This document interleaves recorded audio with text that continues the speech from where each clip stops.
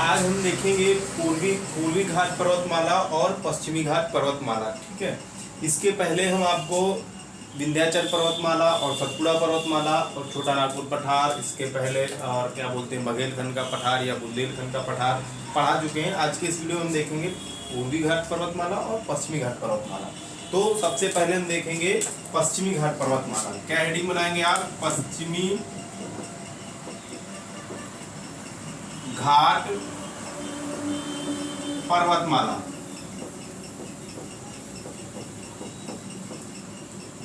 ये आप हेडिंग बनाएंगे। ठीक है, तो देखिए पूर्वी घाट पर्वतमाला क्या है। देखो मैंने आपको बताया था पहले प्रायद्वीपीय भारत के पहले ही वीडियो मैंने आपको बताया था कि प्रायद्वीपीय भारत के पठार का ढाल किस तरफ है। इसका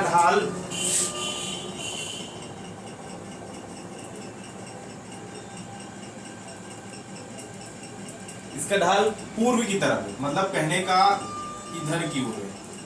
ठीक है, तो जितनी भी नदियां हैं वो सारी अपना जल किधर को लेके जाती हैं और कहाँ जल गिराती हैं। तो ये सारी नदियां पूर्व की ओर बहती हैं और बंगाल की खाड़ी में अपना जल गिराती हैं। कहने का मतलब कि आंध्र प्रदेश, उड़ीसा या तमिलनाडु के तट पर सारी नदियां अपना जल गिराती हैं। ठीक है, तो यही चीज मैं बता रहा हूँ कि इसका ढाल किस तरफ है प्रायद्वीपीय भारत का। प्रायद्वीपीय भारत का ढाल पूर्व की ओर है। ठीक है, लिखिए हेडिंग बना लीजिए पश्चिमी घाट पर्वतमाला। इसमें लीजिए सबसे पहले लिखिए पश्चिमी घाट पर्वतमाला की लंबाई 1600 किलोमीटर है। कितनी? 1600 किलोमीटर है। ठीक, पहला पॉइंट।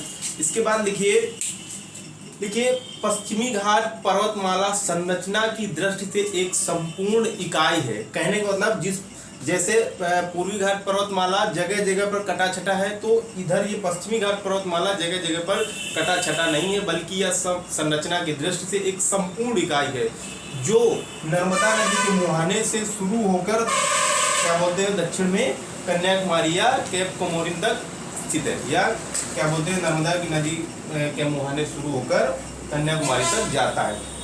ये हो गया क्या बोलते हैं पश्चिमी पर्वतमाला का दूसरा पॉइंट। फिर लिखिए मैंने बताया इसकी लंबाई कितनी है। इसकी लंबाई 1600 किलोमीटर 1600 किलोमीटर मैंने बताई। ठीक है, तो यदि आपने मेरा हिमालय वाला वीडियो देखा होगा तो उस पर मैंने आपको बताया था कि हिमालय की लंबाई 2500 किलोमीटर है। कितनी? 2500 किलोमीटर 2500 किलोमीटर। तो आप देखते हैं ये हिमालय की लंबाई 2500 किलोमीटर। तो हिमालय जो है वो पूरा का पूरा भारत पे तो है नहीं। यहाँ से जम्मू कश्मीर से शुरू होता है, तिब्बत और क्या बोलते हैं तमिलनाडु, क्या बोलते हैं नेपाल के बाद चीन के बाद क्या बोलते हैं इसका म्यांमार। तो ये कई देशों में विस्तृत है। ठीक, तो ये कई देशों में विस्तृत है। इसके बाद यदि ये कई देशों में विस्तृत है तो इसलिए इसकी लंबाई क्या बोलते हैं 2500 किलोमीटर होने के बावजूद भी ये पश्चिमी घाट पर्वतमाला कहा जाए कि हिमालय के बाद पश्चिमी घाट पर्वतमाला दूसरी सबसे लंबी पर्वतमाला है। कहाँ की? भारत की। ठीक, भारत की दूसरी सबसे लंबी पर्वतमाला है। तो ये हो गया दूसरी सबसे लंबी पर्वतमाला। अगर कहा जाए हिमालय क्या बोलते हैं 4 देशों में विस्तृत है, तो ये देखा जाए तो पश्चिमी घाट पर्वतमाला देश की सबसे लंबी पर्वतमाला है। देश की लंबी सबसे पर्वतमाला क्योंकि यह पूरे देश में विस्तृत है।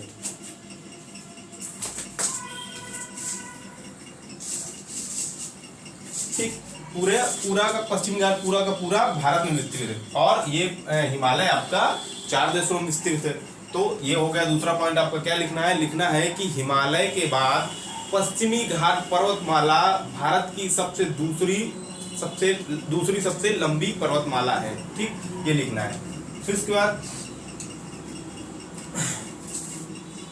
नेक्स्ट पॉइंट लिखिए यह वास्तविक पर्वत श्रेणी नहीं है।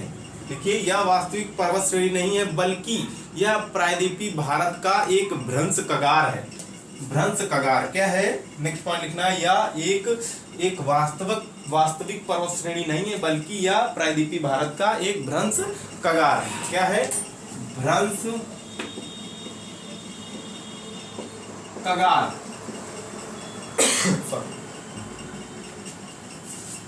ये लिख गया। फिर नेक्स्ट पॉइंट लिखना है पश्चिमी घाट पर्वतमाला को सह्याद्री नाम से भी जाना जाता है। किस नाम से? सह्याद्री नाम से, सह्याद्री नाम से जाना जाता है। ये हुआ आपका दूसरा पॉइंट। फिर इसके बाद लिखिए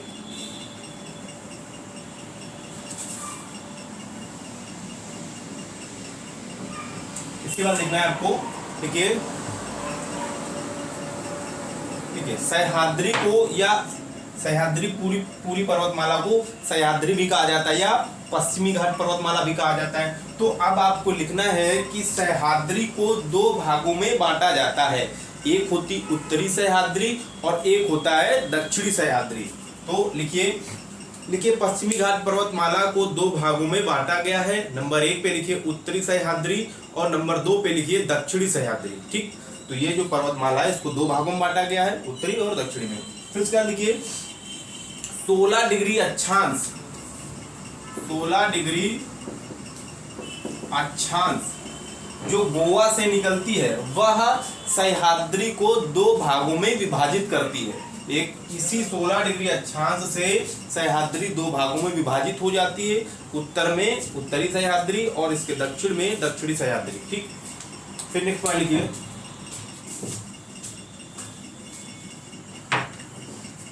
अब देखो ये 16 डिग्री अक्षांश बाय द वे मान लेते हैं हम आपको ये है। ठीक, तो इसके उत्तर में उत्तरी सह्याद्री और इसके दक्षिण में दक्षिणी सह्याद्री। अब लिखिए, देखिए उत्तरी सह्याद्री की सबसे ऊंची चोटी आपको लिखना है कलसुबाई है। कौन सी? कलसुबाई।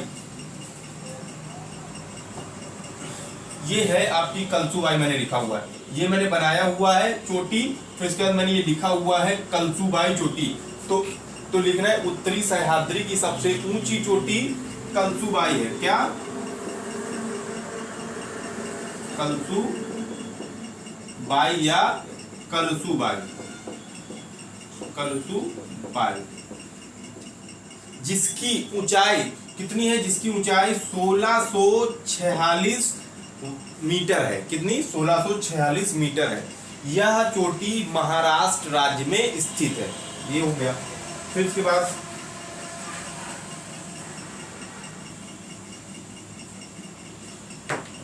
इसके बाद लिखिए सह्याद्री के कलसुबाई चोटी के दक्षिण में एक और शिखर है जिसका नाम क्या है? महाबलेश्वर चोटी। क्या? महाबलेश्वर चोटी, महाबलेश्वर चोटी। आपने कलसुबाई लिखा, कलसुबाई में लिखिए गोदावरी नदी कलसुबाई से ही निकलकर बंगाल की खाड़ी में अपना जल गिराती है। ठीक, अब देखिए, अब लिखिए नेक्स्ट वन लिखिए कलसुबाई चोटी के दक्षिण में उत्तरी सह्याद्री में महाबलेश्वर चोटी है, जो उत्तरी सह्याद्री की दूसरी सबसे ऊंची चोटी है। क्या है? जो दूसरी सबसे ऊंची चोटी है।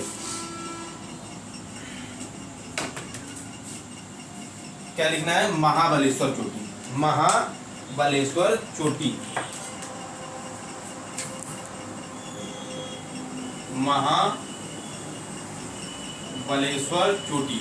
देखिए ये मैंने बनाया हुआ है चोटी और इसका नाम मैंने यहाँ पर लिखा हुआ है महाबलेश्वर चोटी, जिसकी ऊंचाई कितनी है महाबलेश्वर चोटी की? 1438 मीटर। ठीक है, अब नेक्स्ट पॉइंट लिखिए महाबलेश्वर चोटी से ही कृष्णा नदी निकलती है जो बंगाल की खाड़ी में अपना जल गिराती है। ये हो गया उत्तरी सह्याद्री। ठीक है, अब हेडिंग बना लीजिए दक्षिणी सह्याद्री। क्या हेडिंग बनाएंगे? दक्षिणी सह्याद्री। देखिए दक्षिणी सह्याद्री की सबसे ऊंची चोटी कौन सी है? सबसे ऊंची चोटी है, क्या बोलते हैं आपकी? कुद्रेमुख। कौन सी? कुद्रेमुख,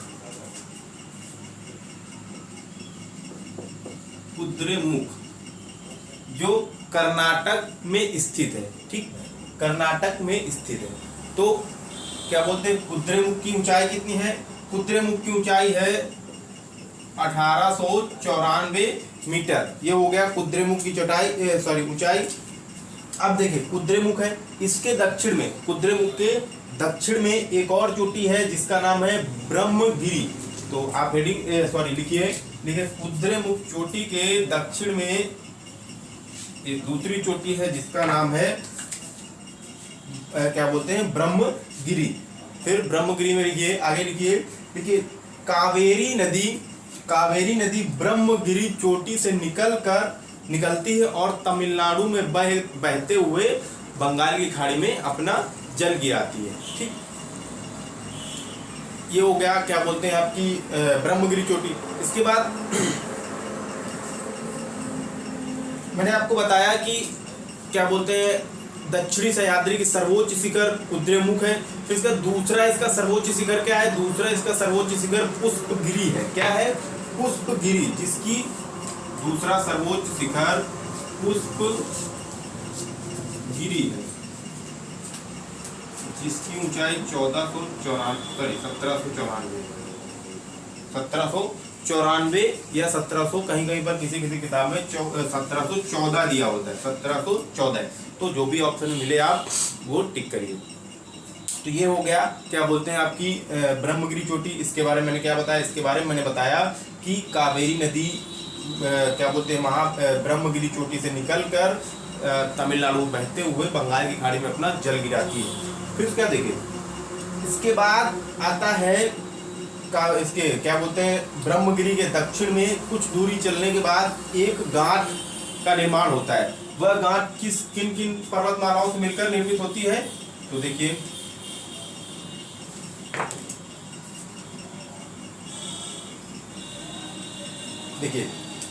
ये है आपका पश्चिमी घाट पर्वतमाला, ये है आपकी पूर्वी घाट पर्वतमाला। तो जिस स्थान में पश्चिमी घाट पर्वतमाला और पूर्वी घाट पर्वतमाला आकर मिलते हैं उस स्थान में एक गांठ का निर्माण होता है। जहां पर दो पर्वतमालाएं आके मिलती है वहां पे एक गांठ का निर्माण होता है। उस गांठ का नाम है नीलगिरी पर्वत। क्या नाम है, नीलगिरी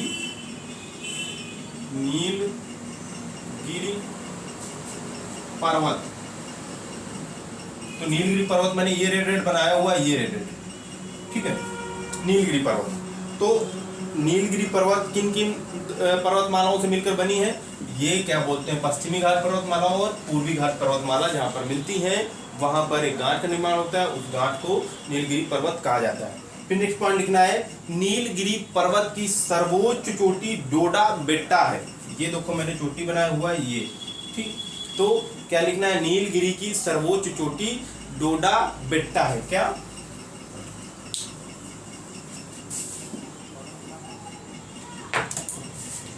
डोडा बेट्टा, जिसकी ऊंचाई कितनी है, जिसकी ऊंचाई 2637 मीटर है। ठीक, देखो ये मैंने बनाया हुआ है नीलगिरी पर्वतमाला पूरा रेड, और इसका सबसे ऊंचा पर्वत मैंने यहाँ पे लिखा हुआ है डोडा बेट्टा, जिसकी ऊंचाई भी मैंने लिखी हुई है 2637 मीटर। तो ये हो गया क्या बोलते हैं इसकी नीलगिरी पर्वत की सबसे ऊंची चोटी नीलगिरी पर्वत। फिर नेक्स्ट पॉइंट लिखना है, नीलगिरी पर्वत का विस्तार भारत के 3 राज्यों में है। 3 राज्यों के नाम, पहला है आपका तमिलनाडु, दूसरा है कर्नाटक, तीसरा है केरल।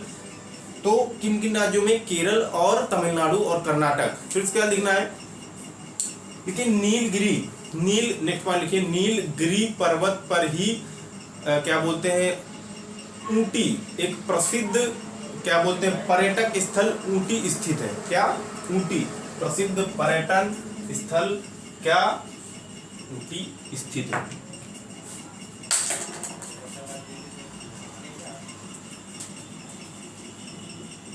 प्रसिद्ध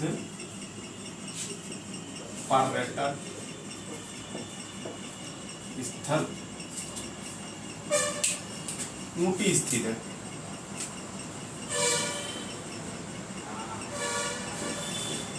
ऊटी कहाँ पर स्थित है ऊटी, तो आपका ऑप्शन होगा नीलगिरी या फिर अनाईमुडी या फिर पूर्वी घाट पर्वतमाला या पश्चिमी घाट पर्वतमाला। तो आपका नीलगिरी आंसर देना है, ठीक।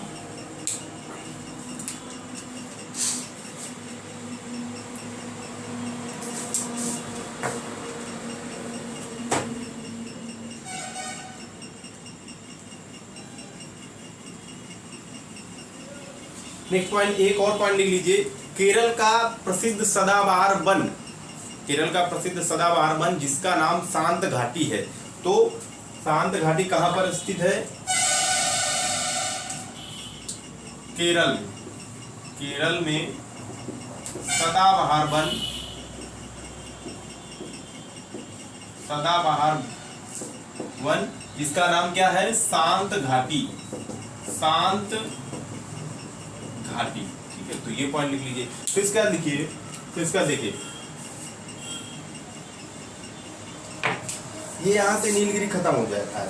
नीलगिरी के बाद पश्चिमी घाट पर्वतमाला थोड़ा सा स्थान छोड़ देता है। फिर उसके बाद क्या शुरू होता है? उसके बाद शुरू होता है अनाईमुडी पर्वत ग्रंथि।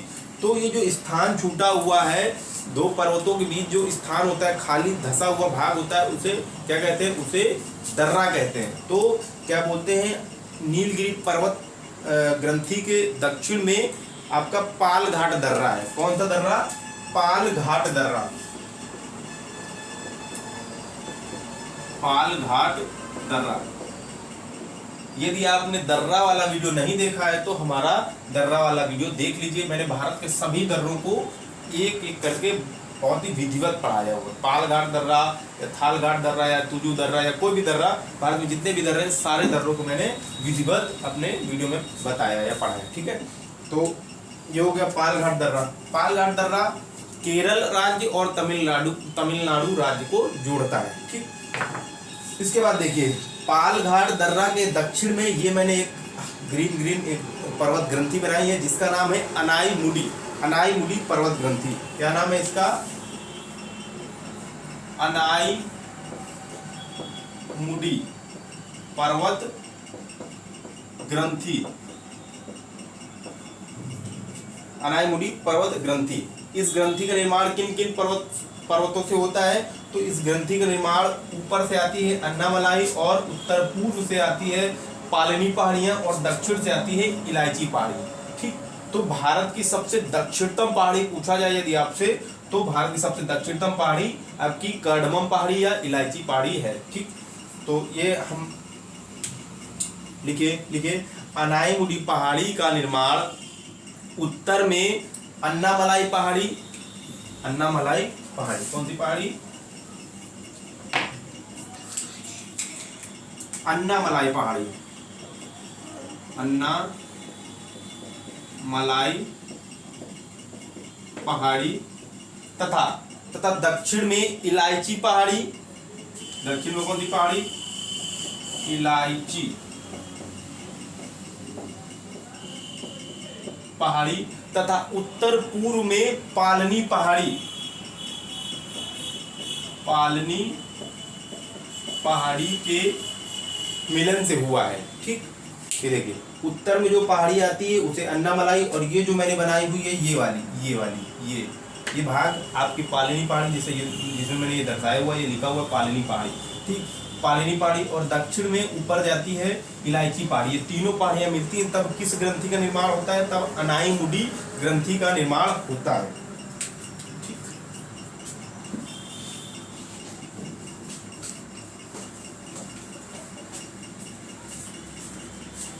नेक्स्ट पॉइंट लिखिए, अनाईमुडी ग्रंथि का सबसे सर्वोच्च शिखर अन्नामलाई है। जो पहाड़ी ऊपर से आती है, उत्तर से आती है, वही पहाड़ी आपकी सबसे ऊंची चोटी है। क्या बोलते हैं?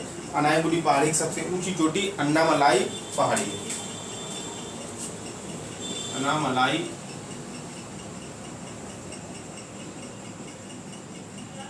पहाड़ी।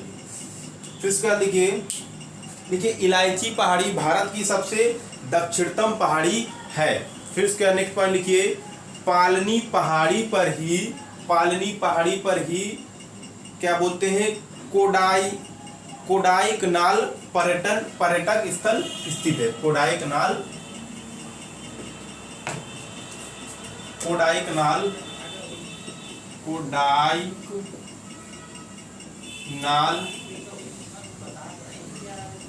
पर्यटक स्थल स्थित है।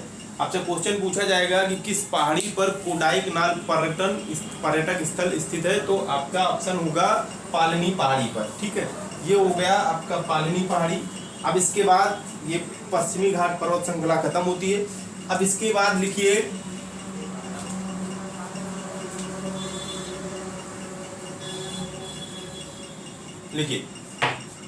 लिखिए पश्चिमी घाट पर्वत श्रृंखला के उत्तर पश्चिम में गुजरात के सौराष्ट्र क्षेत्र में चार पहाड़ियां स्थित हैं जिनके नाम इस प्रकार हैं। देखिए ये पश्चिमी घाट पर्वत श्रृंखला, इसके उत्तर पश्चिम में ये आता है क्या बोलते हैं, इस वाले भाग को गुजरात के इस वाले भाग को सौराष्ट्र बोलते हैं, सौराष्ट्र। ठीक, इस वाले भाग को क्या बोलते हैं, सौराष्ट्र। तो वही मैं बोल रहा हूँ कि पश्चिमी घाट पर्वत श्रृंखला के उत्तर पश्चिम में गुजरात के सौराष्ट्र क्षेत्र पर चार पहाड़ियां स्थित हैं जिनके नाम इस प्रकार हैं। तो लिखिए उनके नाम। सबसे पहले ये देख लीजिए, ये है, इसका नाम है गिरी पहाड़ी। तो एशिया क्या बोलते हैं, एशियाई शेरों का यहीं पर गिरी राष्ट्रीय उद्यान है। तो एशियाई शेर, गिरी पहाड़ियां किस लिए फेमस है, एशियाई शेरों के लिए फेमस है। तो एशियाई शेर कहाँ पर पाए जाते हैं, तो यदि आपका ऑप्शन गुजरात है तो गुजरात, नहीं तो गिरी राष्ट्रीय उद्यान या तो गिरी पहाड़ियां। तो ये गिरी पहाड़ियां किस लिए फेमस है, एशियाई शेरों के लिए। ठीक, फिर नेक्स्ट पॉइंट आपका है, ये मैंने बीच में बनाया हुआ ये है गिरनार पहाड़ियां। क्या, गिरनार पहाड़ियां।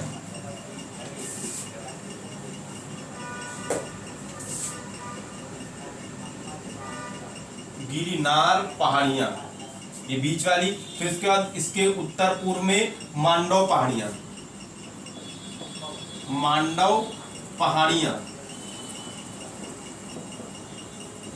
ये भी कहाँ है, गुजरात में। फिर इसके उत्तर पश्चिम में गिरनार के उत्तर पश्चिम में है बरदा पहाड़ियां। क्या, बरदा पहाड़ियां, ये लिखा हुआ है मैंने, बरदा पहाड़ियां। यहाँ कौन सी पहाड़ियां, बरदा पहाड़ियां। ठीक है। फिर इसके बाद सौराष्ट्र के उत्तर में कच्छ के क्षेत्र में, गुजरात के कच्छ के क्षेत्र में कच्छ की पहाड़ियां स्थित हैं। ये है जो मैंने बनाया हुआ है, गुजरात के इस वाले क्षेत्र को कच्छ का क्षेत्र कहते हैं। कच्छकरण कहाँ पर स्थित है, तो कच्छकरण गुजरात में स्थित है। तो ये जो पहाड़ियां मैंने बनाई हैं ये कच्छ की पहाड़ियां हैं, कच्छ की पहाड़ियां। ठीक है, तो ये हुआ पूर्वी पश्चिमी घाट पर्वत श्रृंखला और गुजरात की पहाड़ियां। इसके बाद हेडिंग बना लीजिए पूर्वी घाट पर्वत श्रृंखला। देखिए क्या बोलते हैं, यदि आप मेरे साथ भूगोल पढ़ रहे हैं तो यदि आपके पास एटलस है तो एटलस खोल के बैठिए, एटलस नहीं है तो आपके पास फिजिकल मैप होना चाहिए। फिजिकल मैप इंडिया का आता है, फिजिकल मैप हो तो बहुत अच्छी बात है। अगर फिजिकल मैप भी नहीं है तो आप एक एटलस खरीद लीजिए। ठीक है, जिसमें जो मैं बनाता हूँ, जो दिखाता हूँ वो एटलस में दिया होता है, तो आपको समझने में आसानी होगी और आपके दिमाग में बैठेगा, आपको रटना नहीं पड़ेगा। आपको लूसेंट में फैक्ट दिए होते हैं कि गुजरात में कौन कौन सी पहाड़ियाँ दी हैं, गिरनार या मांडव, तो ऐसे रटना नहीं पड़ेगा, आपको बस एक बार देखना है और समझ में आ जाएगा। ठीक, नहीं समझ में आता तो दोबारा वीडियो देखिए, एक बार नहीं तो दो बार में, तो आपको बिल्कुल याद ही हो जाएगा। ठीक, इसके बाद अब हेडिंग बना लीजिए पूर्वी घाट पर्वत श्रृंखला। पूर्वी घाट पर्वत श्रृंखला में देखिए पूर्वी घाट पर्वत श्रृंखला संरचना के दृष्टि से एक संपूर्ण इकाई नहीं है। जैसे इसमें मैंने बताया था कि पश्चिमी घाट पर्वत श्रृंखला संरचना की दृष्टि से एक संपूर्ण इकाई है, तो इसी प्रकार मैं इसमें बता रहा हूँ कि पूर्वी घाट श्रृंखला संरचना की दृष्टि से एक संपूर्ण इकाई नहीं है, क्योंकि नदियों पश्चिमी घाट से या क्या बोलते हैं दक्कन के पठार से निकलने वाली नदियों ने इसे जगह जगह पर काट छांट दिया है। तो यह टूटा फूटा भाग है जिसको अलग अलग क्षेत्रों में अलग अलग नामों से जानते हैं। तो पहला पॉइंट इस पे लिखिए कि पूर्वी घाट पर्वत श्रृंखला संरचना की दृष्टि से एक संपूर्ण इकाई नहीं है। फिर नेक्स्ट पॉइंट लिखिए कि पूर्वी घाट श्रृंखला की लंबाई 1300 किलोमीटर है। फिर उसके बाद लिखिए तमिलनाडु में पूर्वी घाट पर्वत श्रृंखला के अंतर्गत 4 पहाड़ियां हैं। तमिलनाडु में पूर्वी घाट पर्वत श्रृंखला के अंतर्गत 4 पहाड़ियां हैं जिनके नाम इस प्रकार हैं। लिखिए, देखिए ये है तमिलनाडु, ये ठीक। तो तमिलनाडु में चार पहाड़ियाँ मैंने बनाई हुई हैं। एक है आपकी सिरूमलाई पहाड़ी, ये जो मैंने बनाई हुई ये सिरूमलाई पहाड़ी, और ये मैंने बनाई हुई पंचईमलाई पहाड़ी या पंचमलाई पहाड़ी। फिर मैंने ये बनाई हुई है आपकी क्या बोलते हैं सेवाराय की पहाड़ी, और ये बनाई हुई है जावड़ी की पहाड़ी। यदि आपके पास एटलस है तो आप एटलस खोल के देखिए, ये सारे पहाड़ियाँ इस पर दी गई होंगी। या आपके पास फिजिकल मैप है तो फिजिकल मैप खोल के देखिए, उसमें भी ये सारी पहाड़ियाँ दी गई होंगी। तो लिखिए, सबसे पहले लिखिए, ठीक है, तमिलनाडु में पूर्वी घाट पर्वत श्रृंखला के अंतर्गत 4 पहाड़ियाँ हैं जिनके नाम दक्षिण से उत्तर की तरफ इस प्रकार है। तो दक्षिण से उत्तर की तरफ मैं बोल रहा हूँ, तो सबसे दक्षिण पे है सिरूमलाई पहाड़ी। कौन सी? सिरूमलाई। फिर इसके उत्तर में है पंचईमलाई पहाड़ी। कौन सी? पंचईमलाई पहाड़ी। फिर इसके उत्तर में सिरूमलाई के पंचईमलाई पहाड़ी। फिर इसके उत्तर में ये सिरूमलाई, ये पंचईमलाई। फिर इसके उत्तर में है सेवाराय पहाड़ी। ओके। फिर सेवाराय के उत्तर में है जावड़ी पहाड़ी।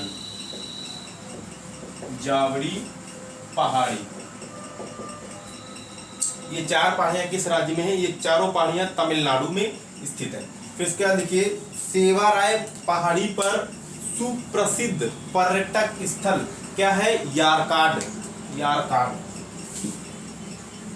सेवाराय पहाड़ी पर सुप्रसिद्ध पर्यटक स्थल यारकाड स्थित है।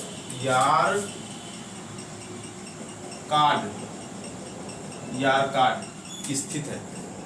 ये हुआ आपके तमिलनाडु की पहाड़ियाँ। फिर उसके बाद आंध्र प्रदेश की पहाड़ियाँ। तो लिखिए, क्या बोलते हैं, पूर्वी घाट पर्वत श्रृंखला के अंतर्गत आंध्र प्रदेश में स्थित 4 पहाड़ियों के नाम इस प्रकार हैं। लिखिए, देखिए 4 पहाड़ियों के नाम क्या क्या है? 4 पहाड़ियों के नाम है आपके, पहला है शेषाचलम की पहाड़ी, दूसरी है पालकोंडा की पहाड़ी, तीसरी है वेलिकोंडा की पहाड़ी, चौथी है क्या बोलते हैं आपकी नल्लामलाई। तो शेषाचलम की पहाड़ी,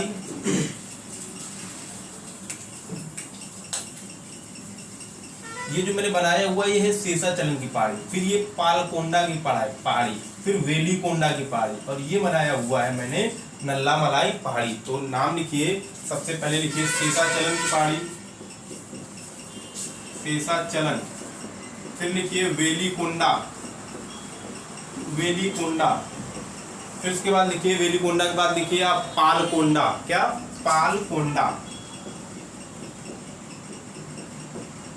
पालकोंडा। फिर है आपकी नल्लामलाई। ये सारी पहाड़ियाँ किस राज्य में? ये सारी पहाड़ियाँ आंध्र प्रदेश राज्य में है। तो ये हुआ आपके क्या बोलते हैं ये पूर्वी घाट पर्वत श्रृंखला। फिर इसका लिखिए नेक्स्ट पॉइंट लिखिए, कृष्णा और गोदावरी नदियों के डेल्टा के मध्य पूर्वी घाट पर्वत पूरी तरह से समाप्त हो जाता है।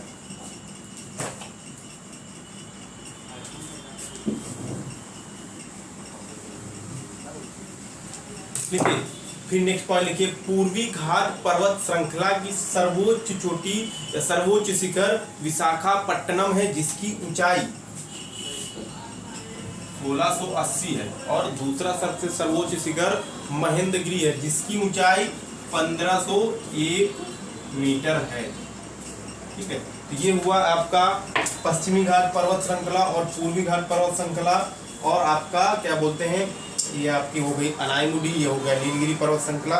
आज एक समाप्त होता है, प्रायद्वीपीय भारत का पठार समाप्त होता है पूरी तरह। इसके बाद हम आपको नदियों के टॉपिक पे ले चलेंगे। फिर नदियों के टॉपिक के बाद आगे जो भी चैप्टर होगा वो बताया जाएगा। तो ये आज खत्म होता है, और आज इसको अच्छे से पढ़िए। एक बार में नहीं समझ आता, दूसरी बार देखिए। तो आज के लिए इतना ही, मिलते हैं दूसरे वीडियो में, तब तक के लिए बाय।